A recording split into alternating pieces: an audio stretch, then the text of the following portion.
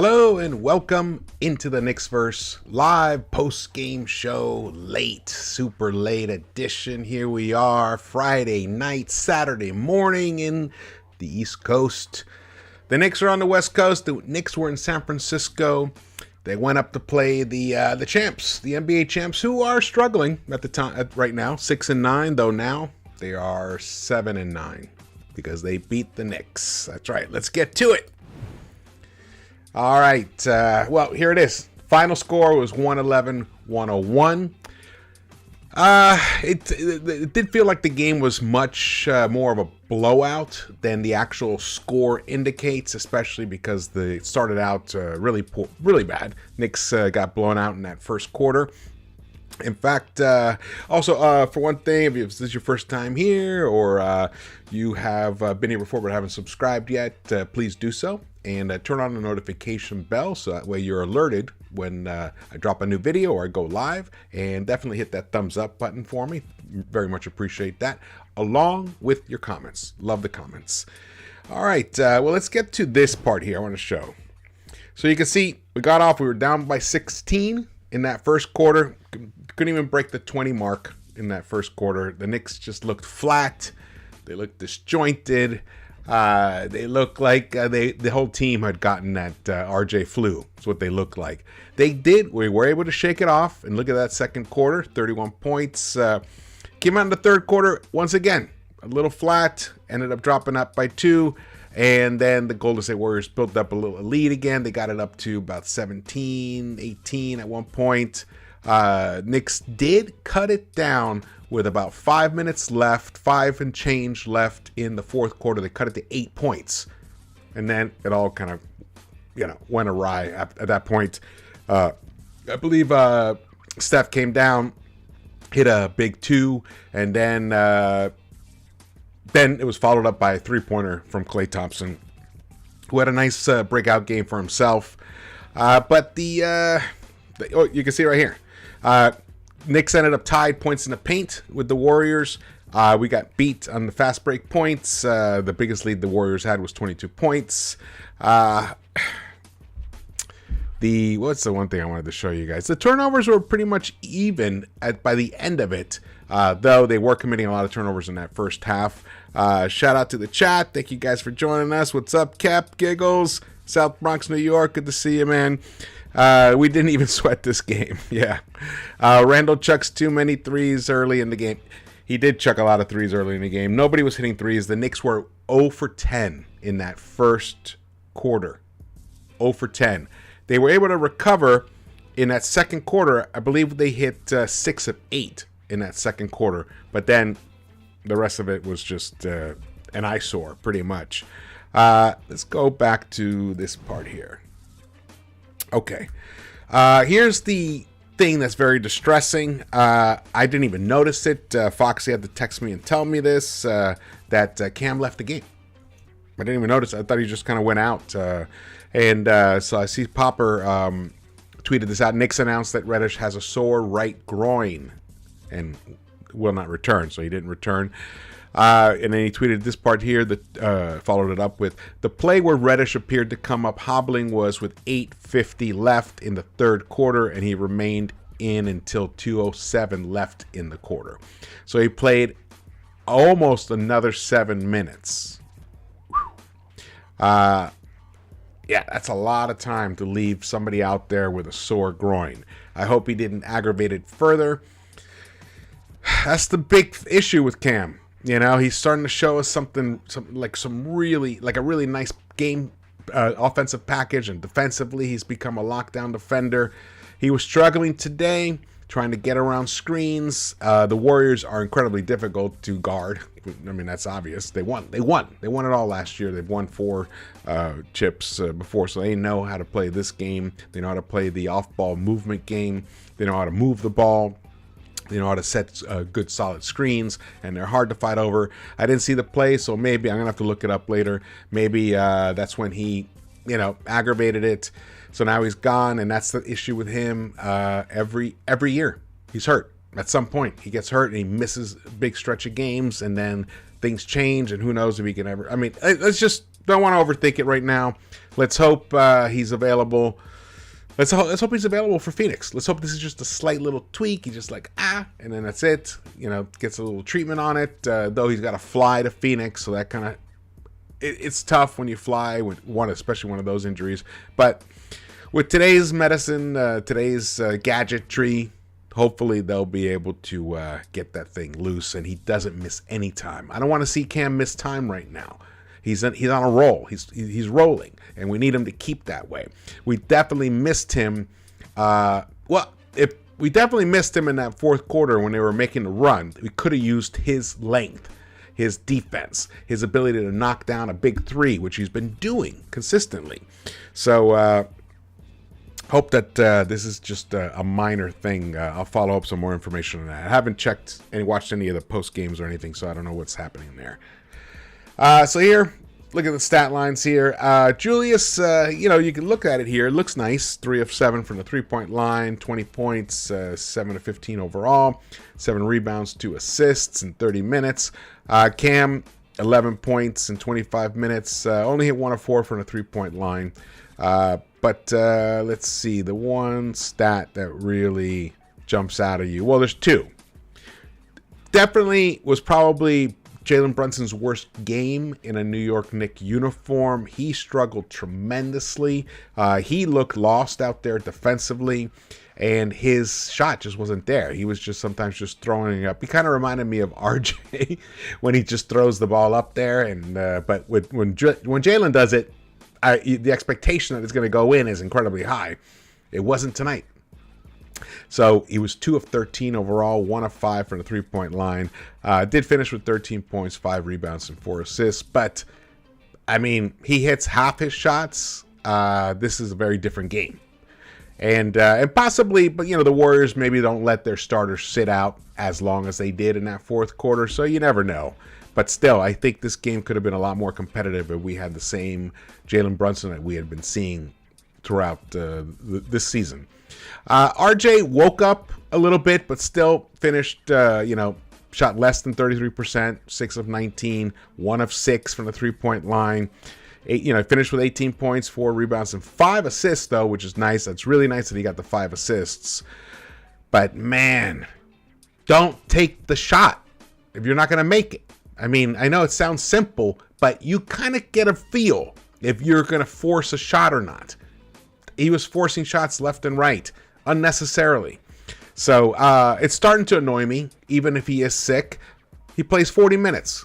So we're talking about someone I've been making excuses for him being sick, and meanwhile he comes out and plays 40 minutes and shoots less than 33%. Just, it's mind-boggling that we were kind of within reach in this game, that we even had cut it down to, I think it was 8 points. That we had cut it down to 8 points after being down by 22. It's kind of crazy. But the other stat line that really jumps out at me, there's 2 of them, and they're almost identical except for the minutes load. Obi Toppin, 0 for 5. 0 for 3 from the three-point line. Same for Emmanuel Quickley. 0 for 5, 0 for 3 from the three-point line. Quickly actually had more rebounds, 6, but he played an additional 8 minutes.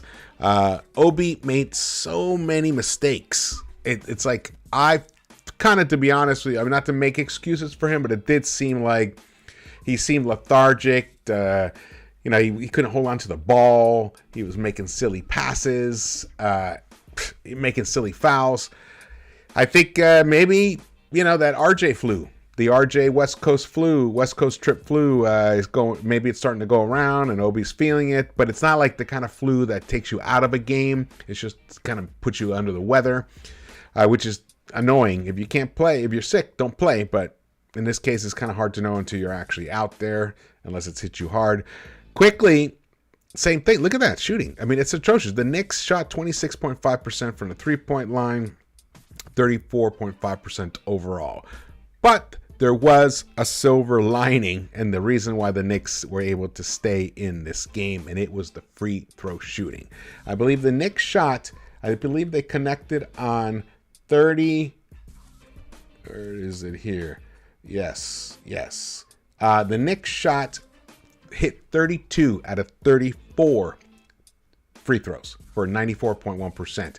And the crazy thing is, Golden State is one of the best free throw shooting teams in the NBA, have been for years. They missed 9 of 20. They missed 9 of 20 for just, they only hit 55% of their three-pointers, and Steph Curry missed 2. So that is what kept them around. They kept fouling the Knicks. So the truth is, like, if the Knicks had hit their shots, there was a chance the Knicks could have made this game close and possibly even won this game. Like if Brunson had hit his shots. If, here, let's go back here. Oh, here, you can see Golden State Warriors. Klay Thompson hit 8 of 16. Steph Curry, 9 of 19. You know, didn't have an outstanding game. You know, 24 points for him, 20 for Klay, 20 for Wiggins. But very well-balanced scoring. I think they had, 6 players in double digits. So that's, but look at Jordan Poole, only 5 of 17, also a very poor shooting game. What's up? Shout out, hey, Cam from the Kickback. What's happening, man? Oh, cool. I'm glad you could catch the game live. It's awesome, man. I mean, catch the recap live.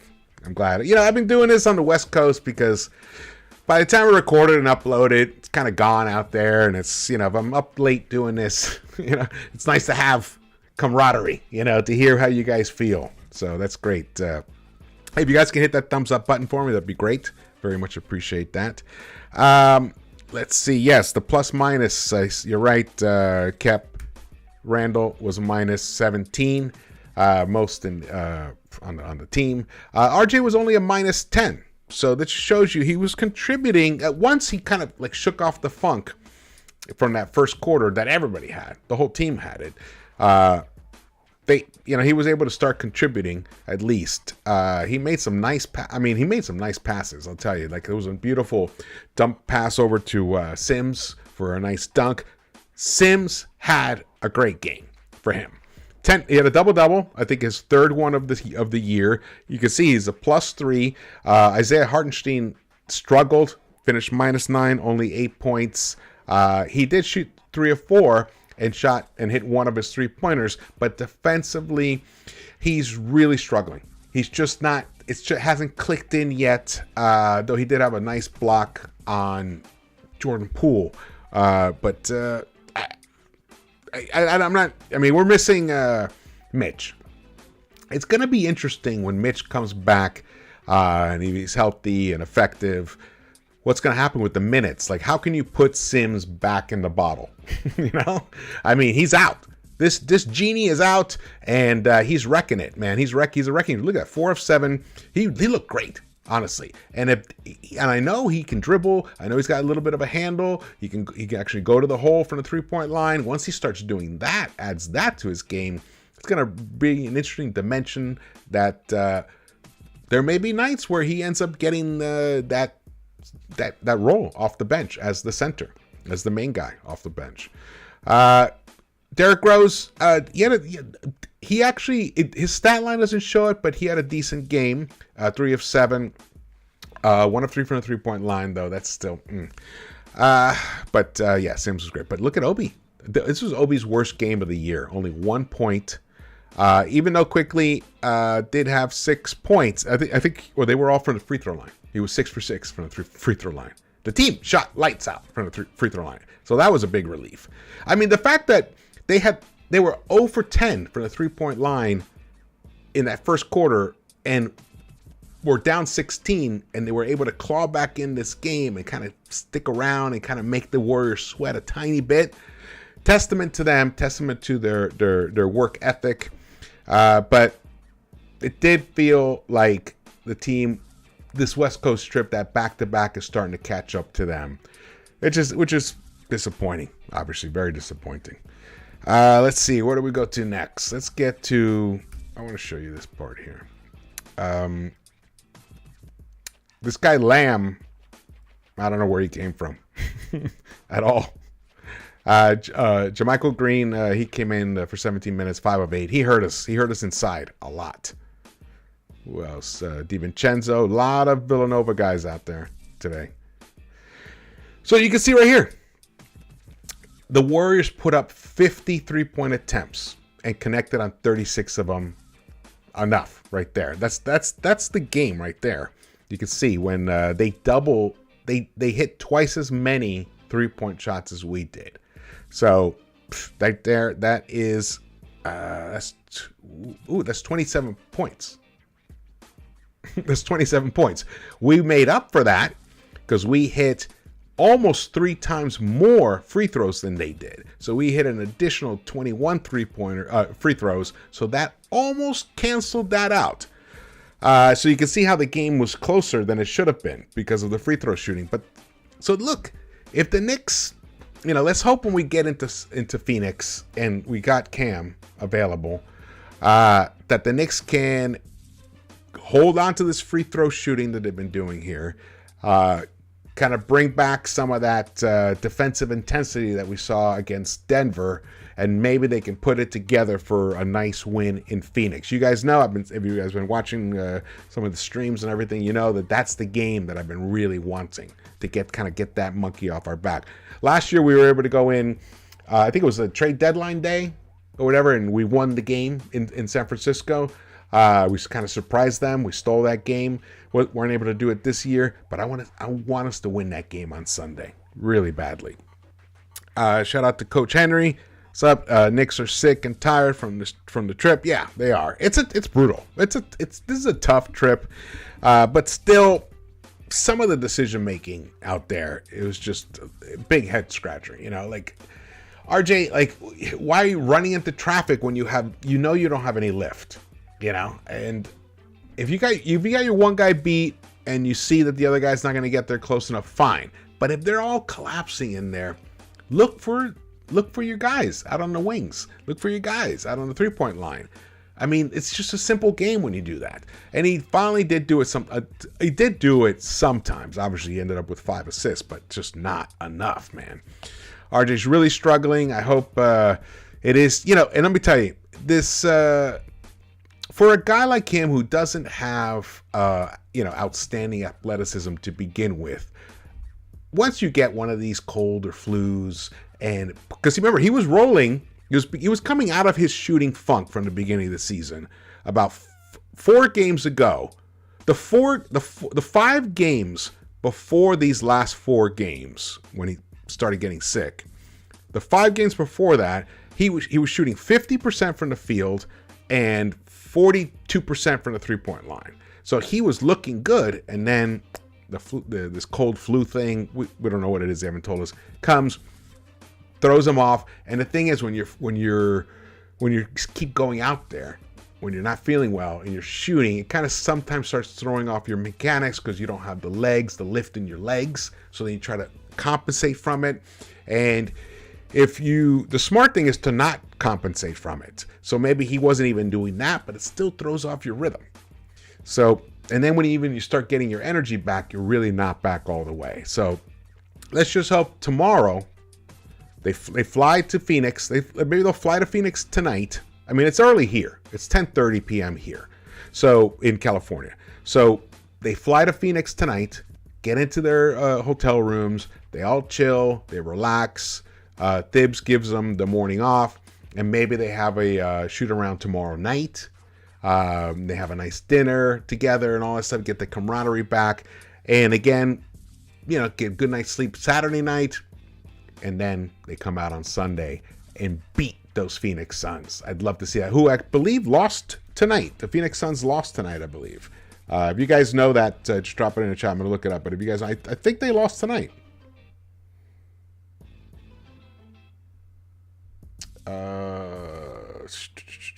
Yes, they got beat by 1 point, but they were in Utah. So the Suns have to travel back home. So at least they were also on the road. They lost to Utah, and we beat Utah. So it just shows that we can steal this game, man. Let's see what's going on. I'm streaming from my other software, so I can't put comments on here, but I'll read them out loud. Yeah, you guys drop any questions or whatever. El Cid, what's up, brother? Hey, George, we were in this game after a poor start. I'm not going to complain that Sims is off the charts. Yeah, Sims, great game for him. I don't know if you heard me earlier when I first started, but I was singing his praises tremendously. Big L, yeah. RJ, He was terrible tonight. He really was. But not going to oversweat. Like you said, not going to sweat this game too much. They weren't going to win. I mean, I'm happy we're 2-1 on this road trip so far. To me, if we went back 2-3, we'd be fine. Oh, here we go. A tweet out from Steve Popper concerning Cam Reddish. Popper says, Cam Reddish said, it wasn't the one play. That's what I had a feeling. It wasn't just that one play. When he came up limping, that he strained his groin. Speculated that it could have been from chasing Steph with the constant motion. That sounds about right. If that is it, then that's a good thing. Because when it's one specific play, then that's sometimes it's like you pull the groin and you're like, ah. But if it's just from soreness, from overextending yourself repeatedly throughout the whole entire game, sometimes just rest. Maybe one night of rest, just maybe 36 hours of rest is enough to get him ready to play the game on Sunday. So let's hope. Fingers crossed for that, man. Fingers crossed for that. Very rough start for RJ. Very rough start for RJ. Oh, in fact, I want to pull that up here because that start for RJ was tragic. The whole team, that whole first quarter was a tragic start. Let's see here we go. You guys drop any questions you guys have or whatever. See the first period. Yeah, RJ was 1 of 4. 1 of 4. Oof, the whole team shot 5 of 21 in that first quarter. 0 for 10 from the 3-point line. So I was right. If it weren't for making 9 free throws, can you imagine this team this would have been completely blown out from the first quarter? Would have been over. I would have been on here like at halftime. Then in the second quarter, I was right. They came out. They shot 6 of 8 from the 3-point line. Hit all 7 of their free throws. 11 boards. Scored 31 points. They really took over that game in that quarter. And then in the third quarter, once again flat. RJ 2 of 7. Yeah, that's just. But Randall was 1 of 6 in that third quarter. He also said at the end of that Denver game in the post-game interview that he was, kind of feeling a little sick, so he might have that RJ West Coast trip flu. So he might be battling with that. If it weren't for Derrick Rose, 3 of 4 in that third quarter, kept us around, and Jericho Sims gave us some great energy there.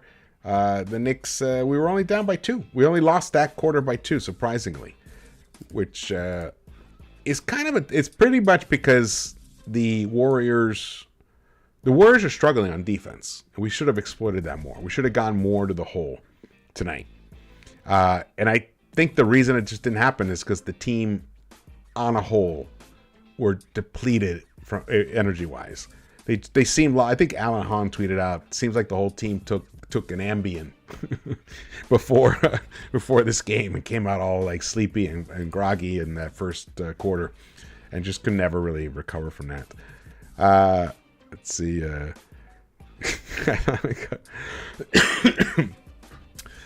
F-bombs, no F-bombs here, man. These guys, they've worked hard the past couple of games. Got to cut them a little slack tonight. Obi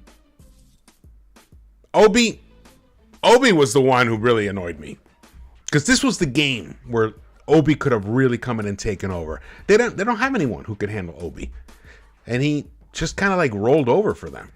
So in that respect, I am really frustrated by his game in particular, especially if he sees his teammate Cam leave with an injury.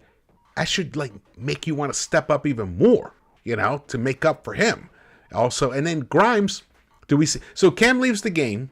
We need the perimeter defense. Do we see Grimes? No. We only in garbage time. I think we played like 4 seconds or something.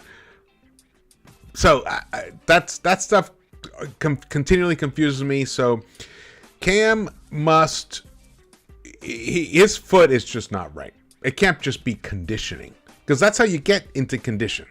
Get in the game, especially if you're already behind playing against the champs on the road. perfect opportunity to let Grimes get some burn. You know, I mean, by that point, it almost once the lead was 22 points. You know, let him out there. Why not? And you've lost one of your key rotation, your starters. You lost one of your starters, Cam. So get him out there. It's crazy. Adrian, it seemed like the Warriors packed the paint. They did pack the paint, but they were fouling. So they weren't packing the paint in an efficient way that really shut the Knicks down, because the Knicks were able to penetrate and pick up fouls. So, and I think the problem is that it's really, at the end of the day, I mean, let's just be really honest about this. Yeah, Cam can penetrate and get to the hole and finish, but he doesn't pick up fouls. He's not one of those. He's almost like slips through people. He does up and unders. He can get around people. He's fabulous like that, but he doesn't go through them and pick up fouls. And Randall doesn't really do much of that either. He can do it. He just doesn't do much of it. You know, the one who does it consistently, the two are Brunson and Barrett. And Barrett started doing it. Barrett got them into foul trouble. That's when he started finally feeling a little better and started contributing. But Brunson was just atrocious. He couldn't do it. He couldn't do it tonight. 2 of 13 he shot tonight. Was it 2 of 13 or 2 of 11? I had it up here. Oh yeah. I ask you guys, and I have it right here. He was 2 of 13. Yeah. See, that's considering that our point guard, our super reliable point guard, shot like shit. Randall just in that second half disappeared, and Cam literally disappeared in that second half with a groin injury. Considering all that, gotta hand it to, and considering that Obi was, 0 for 5 and Quickly was 0 for 5, that we were we had cut this lead down to 8 points, 5 minutes and change left in that fourth quarter. That shows that this team has got something. They definitely have something. Tonight, they just couldn't pull it all together to pull out a win. There were too many things going against them tonight. And I think a lot of it is just fatigue. Comes down to fatigue. And who knows how many people are catching these little colds and stuff. Let's see who else we got. Hey, Gideon! What's up, man? Haven't seen you in a while. Good to see you, brother. New York did get to the line, but didn't use the mid-range. No. I know. Tonight would have been a nice night for some good mid-range arsenal. Well, they did use it. Brunson just couldn't connect. So that was a difficult. It was a difficult game. But look at that Sims line scored, 10-10. Love it. It seems pretty obvious that he could definitely average a double-double in this league if he started. He does. It just his athleticism. And his footwork is supreme. He's worked hard at it, and it's showing. He's just got to get that little mid-range, the little jump hook thing going, which we've seen it. Like I said before, definitely we saw it all in the summer league. So we got to see a little more of that. Let's see, we got Ahmad. What's happening, brother? Good to see you. LOL, Obi missed dunk. Oh, that's two dunks, and the behind the back one. Come on, bro. You can't take those if you're going to miss it. You have to make it. Those were your own words. Now, it wasn't like the between the leg and between the leg and windmill dunk, but still, you can't take a behind the back one if you're not going to make it. If you can grab it, land, jump back up and dunk it. If you're not 100% sure you've got that rim measured and you can do it, don't do that. And he did it twice. Not twice. Not behind the back dunk. That was just one time. But another time he missed an alley-oop. And there was one time he gets the rebound, he's corralling it, and then I don't know, because the camera work, they cut to another angle or whatever, and then suddenly the ball's loose. He coughed it up, but then he swiped it out. I think he swiped the pass out of the air and grabbed it back. So it didn't end up resulting in a negative point result, but that moment just shows you the carelessness. And I think that's kind of indicative that he might beginning to be under the weather. So this Phoenix game on Sunday, this could be I mean, we could be headed towards a shit show. Cam is out. Obi could be coming down with something. RJ is still in a terrible shooting funk. Randall, if I recall correctly, Randall struggles in Phoenix. If Brunson doesn't get out of this funk, I mean, then it could be a similar result in Phoenix. And I definitely want to win that game. What's up, JC? Why are they not letting Rose play point guard for the 10 minutes he's in the game? Well, it's been, when IQ and Rose share the court, they share the point guard duties. It's like almost every other possession. Not quite exactly like that, but they share it. It's not like one guy is the one on the court. And I think lately, Rose just hasn't been feeling it. But tonight he did. Tonight he tried his best, and I showed you that one quarter. I think it was the second quarter. He contributed well, and I think he helped us get back in this game. So, but maybe he will start taking more of the leadership of that second unit from a point guard point of view. But just the way that Mr. Quickly has been playing of recent is really, I mean, defensively outstanding. Let's see, we got, hey, good to see you, Joshua Morales. If we don't win Sunday, our season is over. Oh, man. Yikes. Well, I mean, I don't know about that, but I think these two games we won, those are huge games. The Utah game and Denver game are monstrously significant. We have not won back-to-back games. Not necessarily back-to-back, but even back-to-back. We haven't won two games in Utah and Denver on a road trip since 2006. So it's very significant. It's an odd team. It's hard to figure out what's happening here. Are we watching the final surge of a wounded team? To kind of like, just from pride, they're getting themselves back up to make one last effort to kind of make up for some poor play, but then eventually they'll just drift back to what they were? Or are they in the midst of a metamorphosis of trying to figure out what's working and leave aside what's not working, and then keep trying to problem solve and work this way through it and become a good team, become that 47 win team that I think they can be? They definitely look like that 41 win team right now, which is right smack in the middle. And it's an improvement. It's a 4-win improvement over last season, or even, let's say, even 42 wins. So they finished 42-40. That's an improvement.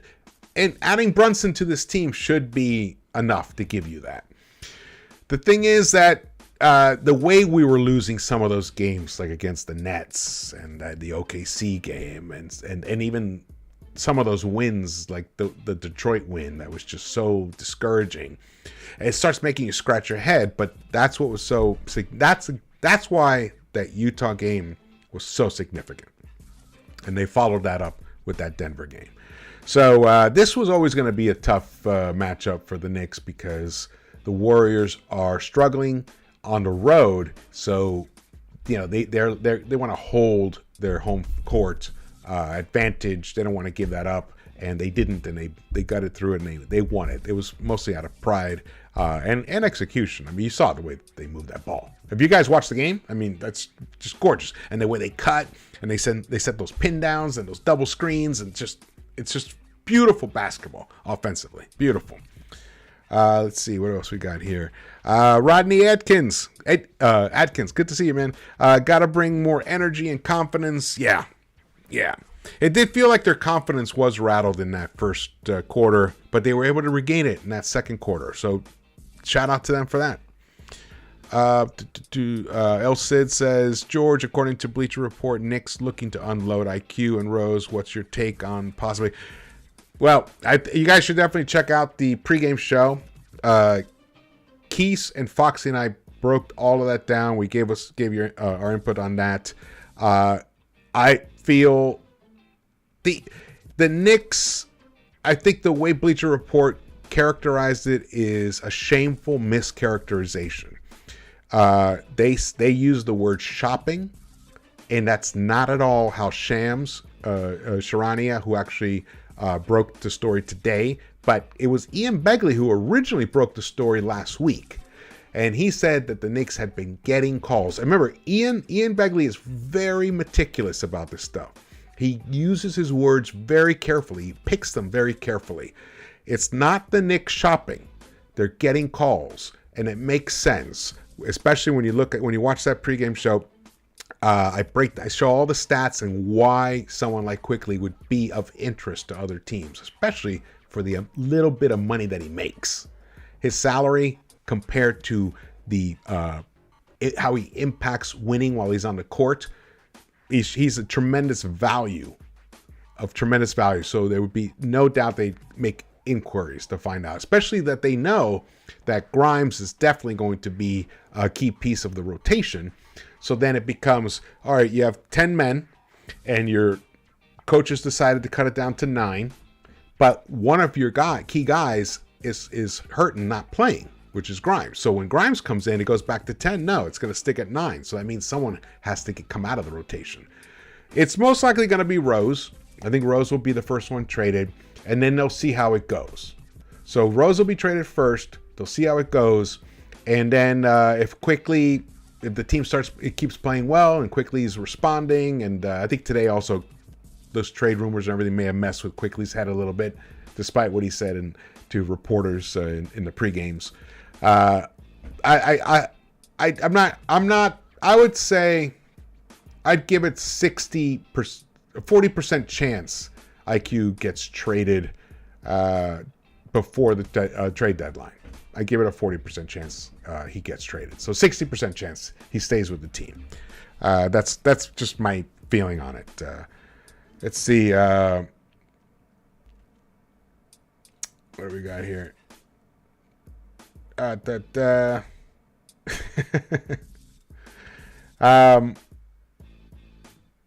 I see. Hey, just keep it chill in the chat. Hey, man, we struggled. But any team struggling, just play the Knicks to get right. That's totally not accurate at all, Edward. The Knicks are 8-8. We have actually a better record than the Warriors. We have a better record than Brooklyn Nets. The Knicks are, despite all of their issues, they're right there in the play-in hunt, in the playoff hunt. And this team is still trying to figure itself out.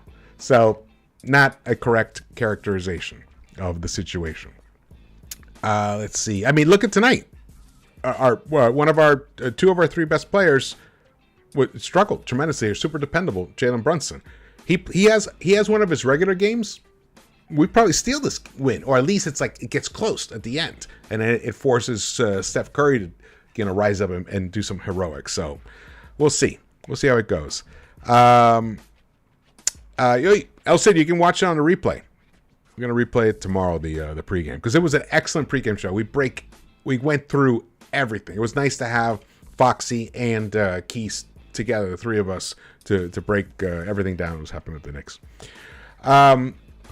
Let's see. Yes, their Knicks defense definitely is struggling.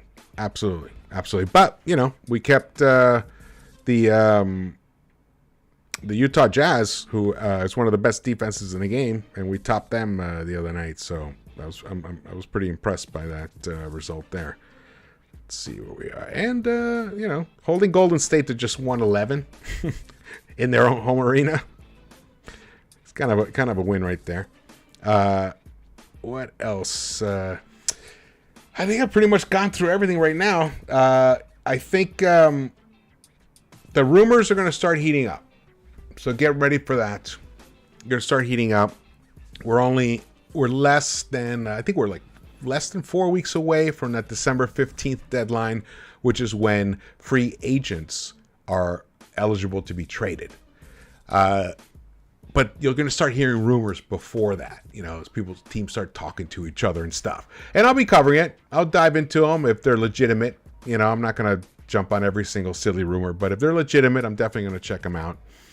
I hope that we can find a place for Rose, definitely. Because if Thibs is 100% committed to the 9-man rotation, but look what happened now. Cam's out. So this is why it's nice that having depth really does help. But if you don't use it, then what's the point of it, really, right? I mean, Grimes was available. Cam goes down, right? He gets hurt with 8 left in the third, plays an additional 6 minutes. Then he leaves. And Grimes isn't someone who comes in to take those minutes from that Cam would normally have. Doesn't make sense. Doesn't make sense. Something's going on with Grimes, and they're keeping it incredibly hush-hush. I hope that they actually, Foxy sent me a photo of the bench, and Cam is like way in the bench. He's not even sitting on the bench. He's like 2 rows behind. So what is happening there? I don't know. We're gonna have to see. Maybe one of the beat reporters can dig up that information for us. It'd be great because we need it. We need it. All right. We got a nice little turnout, man. It's almost 2 o'clock in the morning in New York City. And we have almost 70 in the chat. Gotta say, love the passion.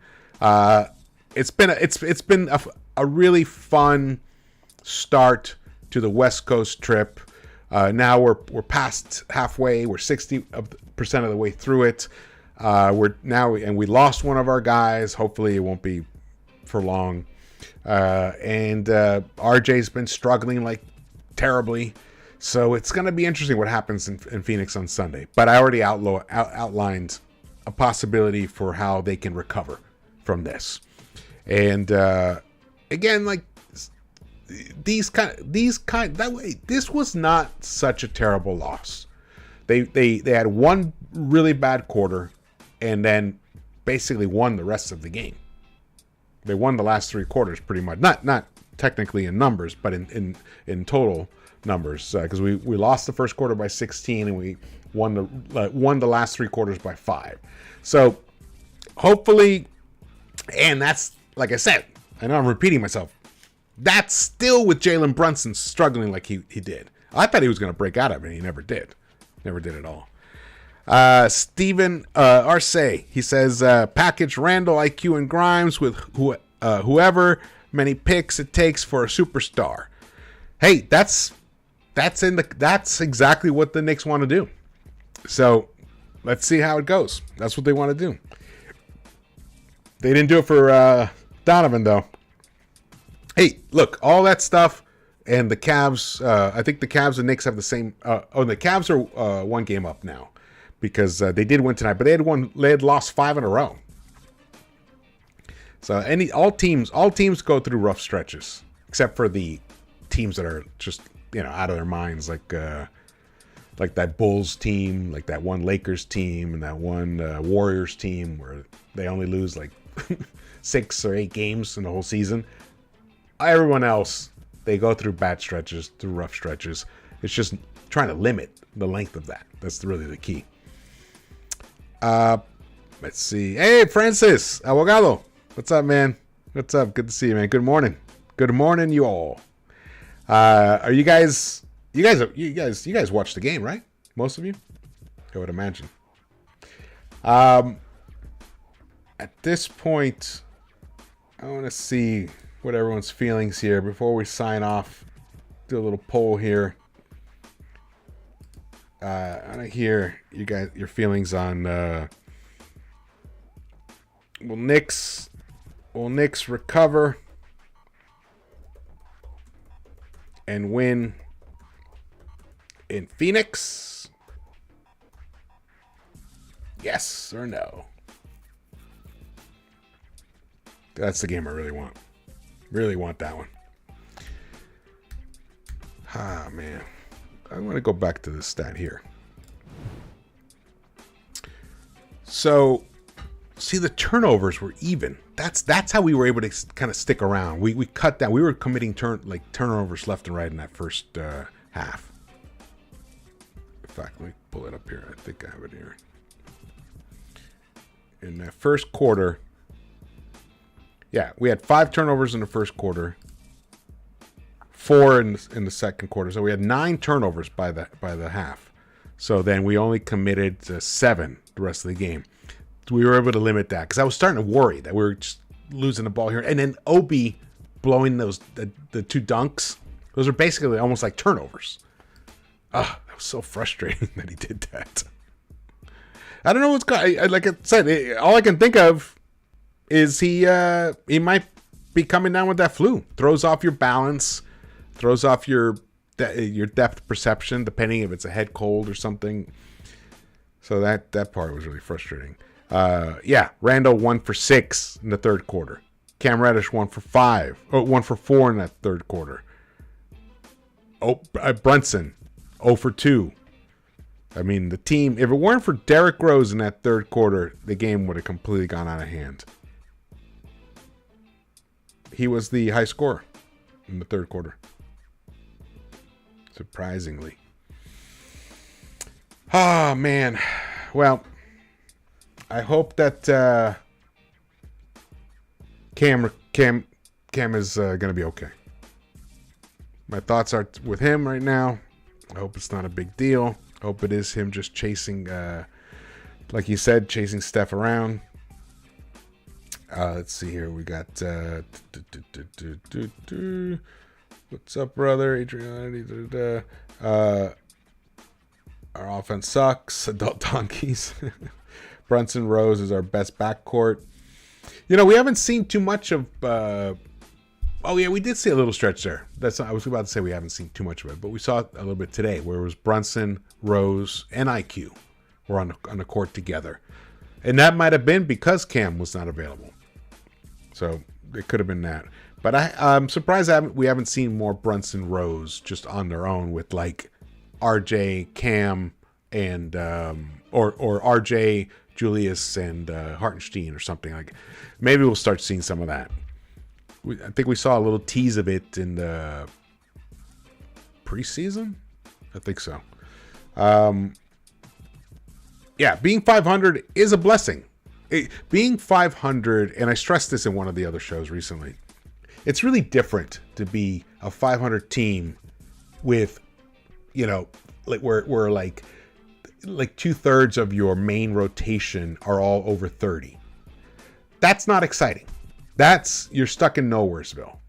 But when were once a terrible, terrible franchise with a terrible culture, and then suddenly started solidifying that and got a taste of winning like we did in the pandemic year, and then you recover. You have a bad season last year, but then you recover this year and you finish 500 with basically 7 of your 9 players on your rotation are all 25 and under.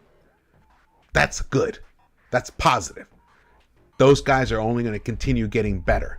Most of them are not even in their prime. And if they can be a part of a 500 team, then it's a building blocks for the next season. We're still going to need a superstar, or we're going to need one of our guys to pop. I think Obi has that potential. Obi has shown that he has that potential. Though tonight, we didn't see it. But I think we're in a good place. We're on a good path. I still feel Thibs is not the right coach for this team, but he's trying. I can see he's trying to adapt. But then he does weird things like, benches Grimes, even when we need him. In fact, this entire road trip, we could have used what Grimes provides. And if he's not in shape, then why even have him with the team? So those are the things that get confusing with this team. So overwhelmingly, it's almost 2-1. You guys don't think we'll win in Phoenix? Okay, that's probably pretty fair. That's probably pretty fair. Let's see what we've got. Gonna wrap it up pretty soon. going to read some more of these the chat. The chat is robust. It's let's see here. We got oh, well, I'll ask you guys. Do you guys feel if we finish 500 that this season will be considered a failure, or would you consider it a success? And now I'm going to put it into a poll. Wait, let me ask that here. Okay. Computer's slowing down. It's like tired. My computer's been working all day.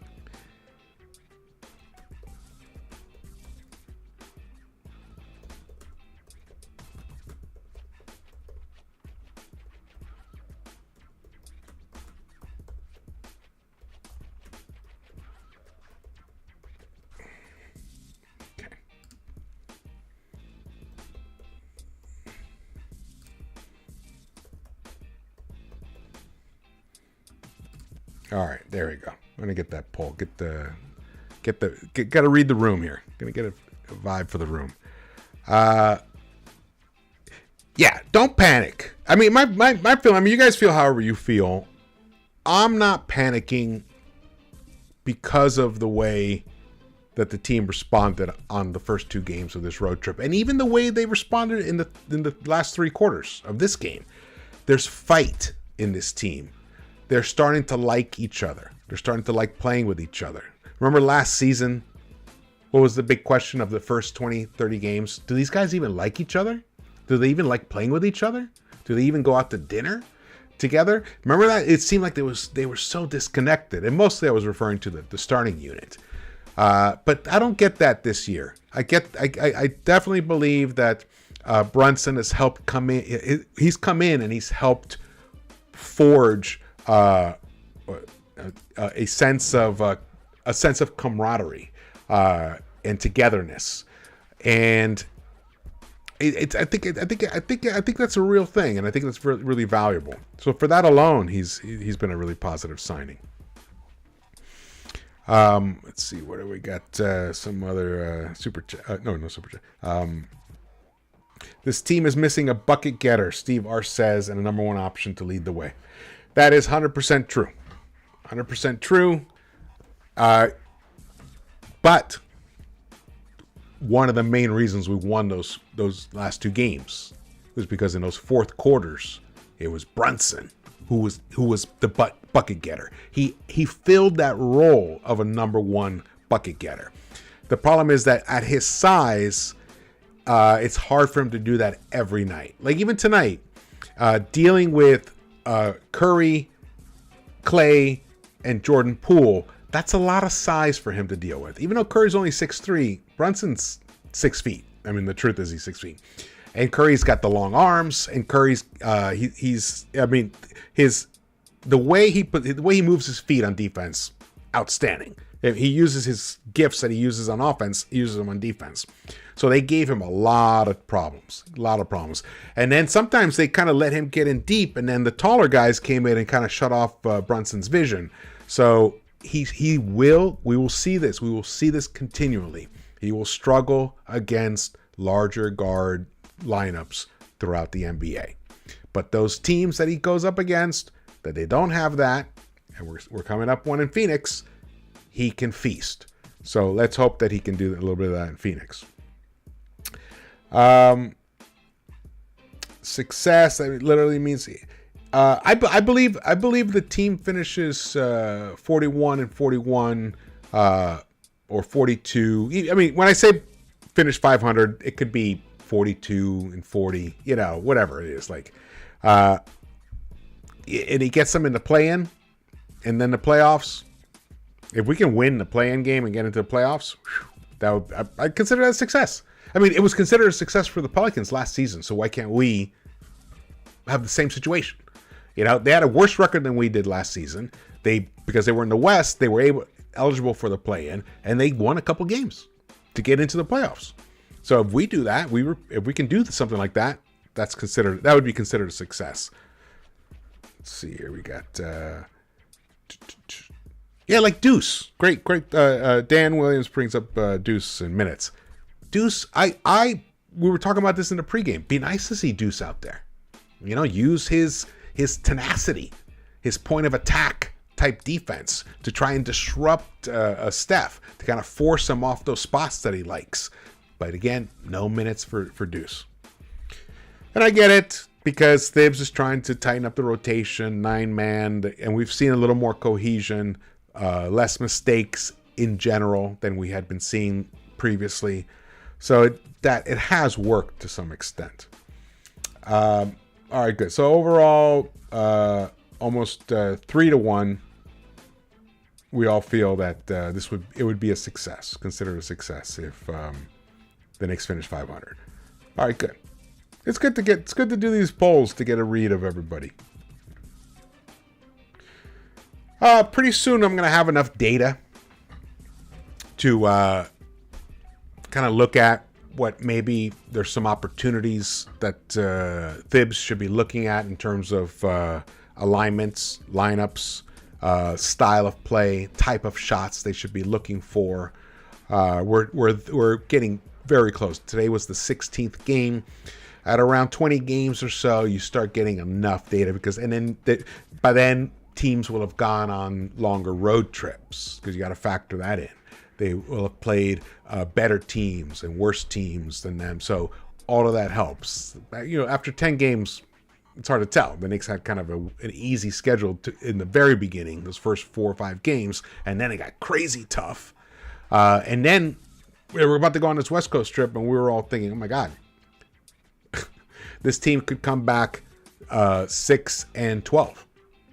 And instead, now they're already 2-1. And they have a chance of going back home 3. They have a chance of going back 3-2, or even 4-1. Let's dream big. Let's dream big. Why not? Let's see here. All right, we're looking good. All right, I'm gonna sign off. Thank you guys so much for watching this. I've been talking for hours, man. You guys saw the pregame and all that stuff, so it tires you out, man. But I appreciate you guys staying up with me. It's almost like you guys were hanging out as I did the recap. Because usually I just record it by myself, and I throw it up, and then there's no interaction. So I love the input that I'm getting from you guys. It really, really helps. It makes a big difference. I want to thank you guys for that. And again, this was just throw this game away. It wasn't that monumental in terms of its significance. This was always going to be a tough situation going into San Francisco on a Friday night, especially. All right, guys. Well, thank you so much for watching this. Again, my name is George. If you haven't subscribed, please subscribe. Hit the thumbs up button and check out the merch store. Got some cool hats and jackets and hoodies, all kinds of stuff. It's really cool. It's really some cool stuff. I'm going to order some more stuff for my family and friends as well. And I will see you around